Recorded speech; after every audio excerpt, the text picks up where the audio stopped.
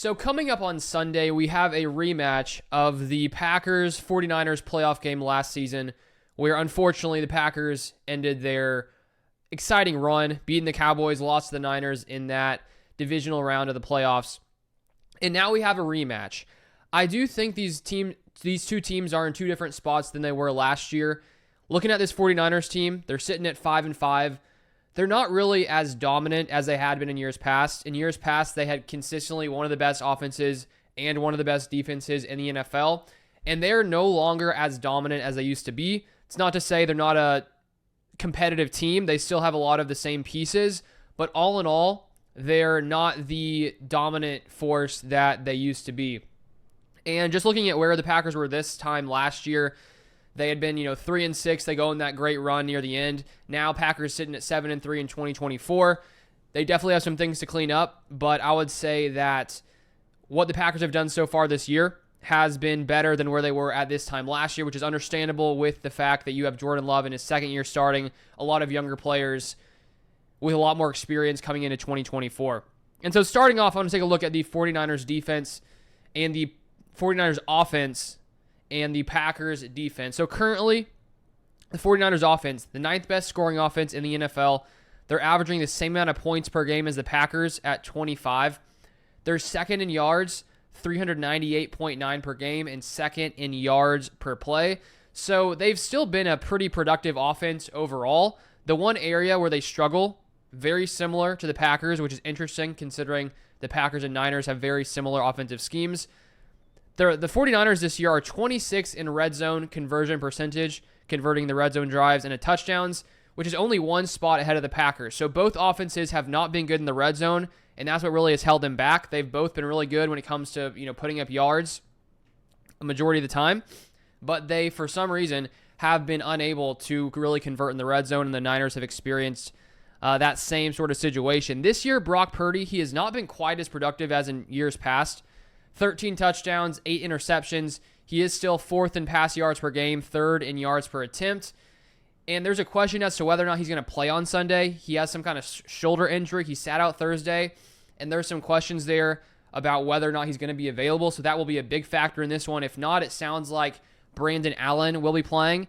And in his 4 years with the Bengals, he had 10 touchdowns, 6 interceptions, only a 78 pass rating. So that's a big thing to watch. That's going to drastically affect the game if Brock Purdy cannot play. But I still think Brock is a very good player. He can scramble. He has 51 carries this year for 267 yards and 4 touchdowns. And last week, one of the biggest problems the Packers had when stopping the Bears offense was Caleb Williams. I think he had about 9 carries for 70 rush yards. And so for a majority of the season, the Packers defense had done a pretty good job of containing mobile quarterbacks. Last week, that wasn't the case.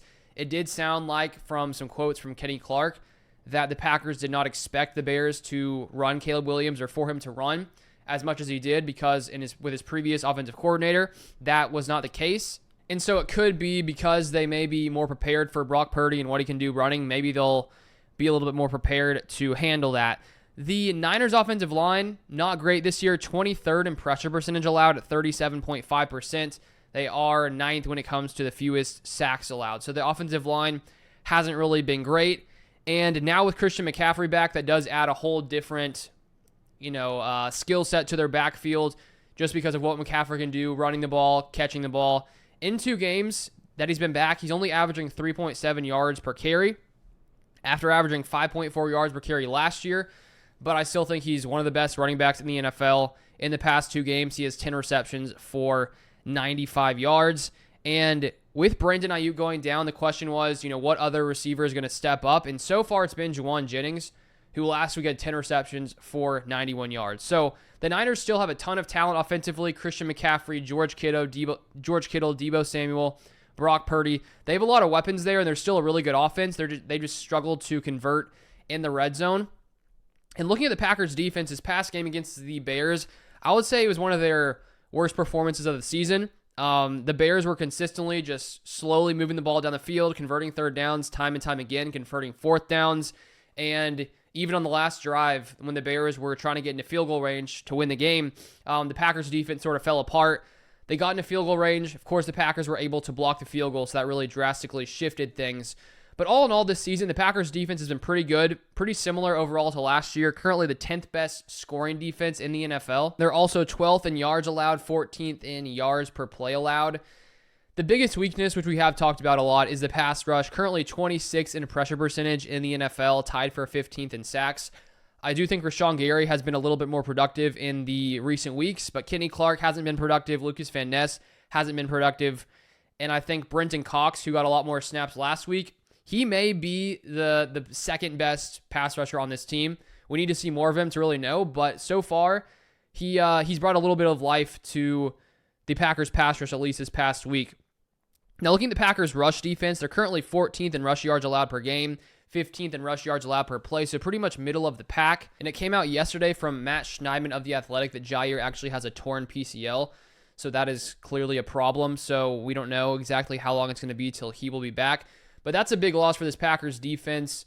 And outside of Jaire, I think Carrington Valentine may be the next best outside corner.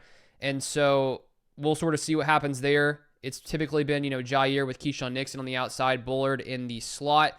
But with Jaire out, it could be more of Keyshawn Nixon and Carrington Valentine. So I do think the Bears took advantage of the corners a lot last week, but hopefully they can, show up a little bit more against the Niners. And I do think the Niners have a ton of weapons, so it could be tough for the Packers defense. But the Packers still have been one of the best in the league when it comes to takeaways per game, at third in the NFL. So this will be an interesting matchup here.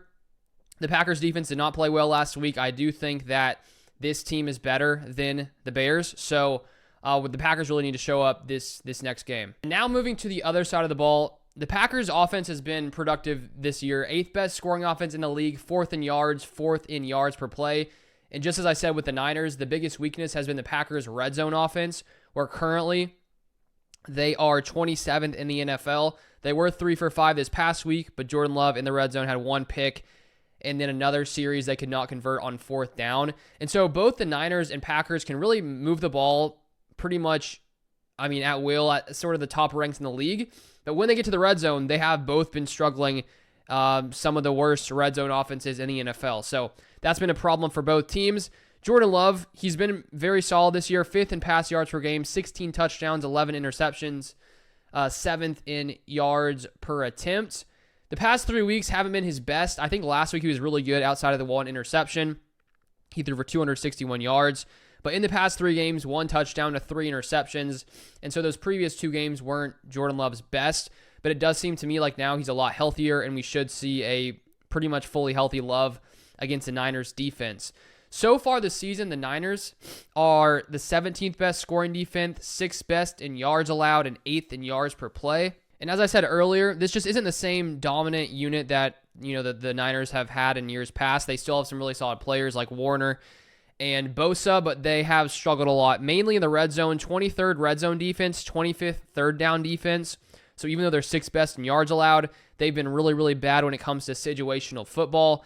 They did hold Baker Mayfield 2 weeks ago to 116 yards. Geno last week went 25 of 32, 221 yards, 0 touchdowns, and 1 interception. So it's not like you can really completely count out this defense. They've been okay at times, but overall, not as good as they used to be. And I do think this Packers offense is much better than the Niners defense. I think the Packers can run the ball well, 4th most rush yards per game. Josh Jacobs, 3rd most rush yards per game. The Niners defense, the run defense is pretty good. 8th best run defense, 9th in rush yards per play allowed. And honestly, outside of the red zone and 3rd down, the Niners have some, top 10 numbers and stats like passing defense, 8th best yards, 7th in pass yards per play. Pass rush, 12th best pass rush percentage or pressure percentage, 34.4%, which comes from NFL Pro. Lots of these stats do. 14th in sacks. And so I think that when you play really bad situational football, even if, you're top 10 in yards, if you can't stop people in the red zone, you can't stop people on 3rd down, overall your defense is just going to struggle, and that's what has been the story for the Niners defense this year. And I just think the Packers have too many weapons. Christian Watson has come alive recently, 150 receiving yards the past game. Josh Jacobs last week, 4 receptions for 58 yards. And it's sort of like last year. One week, one guy has a big game at receiver. The next week, it's someone else. And that's what consistently happens with the Packers, whether it's Watson, Jaden Reed, Romeo Doubs. And so I do think the Packers will have the upper hand in this one. The Packers' offensive line has been really, really good tied for the fewest sacks allowed in the NFL at 13, 10th best pressure percentage allowed. And when Jordan Love is healthy, which now he seems to be, when he has that ability to run around, it gets really difficult for opposing defenses. So I do think in this one that obviously watching Brock Purdy, that's a big factor in this, but I think the Packers are a better team this year. The record shows it 7-3 versus 5-5. This still could be a good game. Two very good teams with a lot of very talented players, but I'm going to say the Packers win this game at Lambeau Field 27-21. So feel free to comment your thoughts down below, your score prediction. And if you want more Packers content, feel free to subscribe down below, and I'll see you guys next time.